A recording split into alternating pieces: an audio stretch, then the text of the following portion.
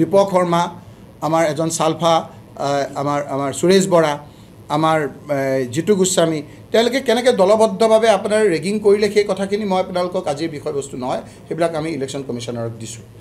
কিন্তু 2টা বজাত, যিদিনা ইলেকশ্যন ৰাতি 2টা বজাত মুখ্যমন্ত্ৰী ডাঙৰীয়াই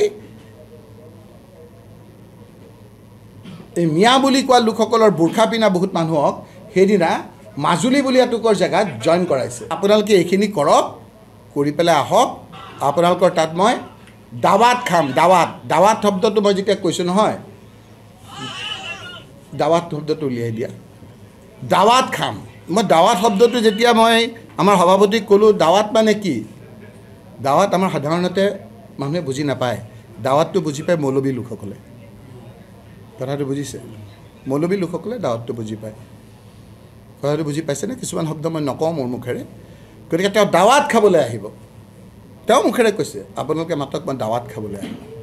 গতিকে সেই পৰ্যায়লৈ গৈ আজি ইলেকশ্যনৰ বৈতৰণি পাৰ হ'ব গৈছে, তাকো এবছৰীয়া এটা টাৰ্মৰ কাৰণে।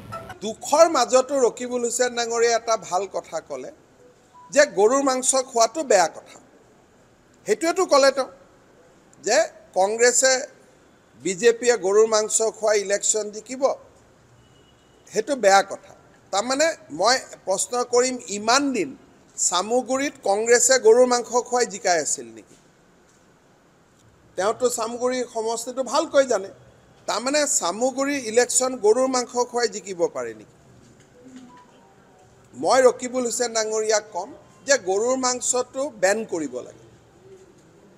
তেওঁৱে যিহেতু ক'লে যে এইটো বেয়া বস্তু, গতিকে মোক মাত্ৰ এখন লিখি দিয়ক ৰকিবুল হুছেইন ডাঙৰীয়াই, না বিজেপিয়ে গৰুৰ মাংসৰ কথা ক'ব লাগে, নে কংগ্ৰেছে গৰুৰ মাংস ক'ব লাগে, অসমতে গৰুৰ মাংসটো একেদিনাই মই বন্ধ কৰি দিওঁ, কোনেও খাব নালাগে, লেঠা মৰি গ'ল।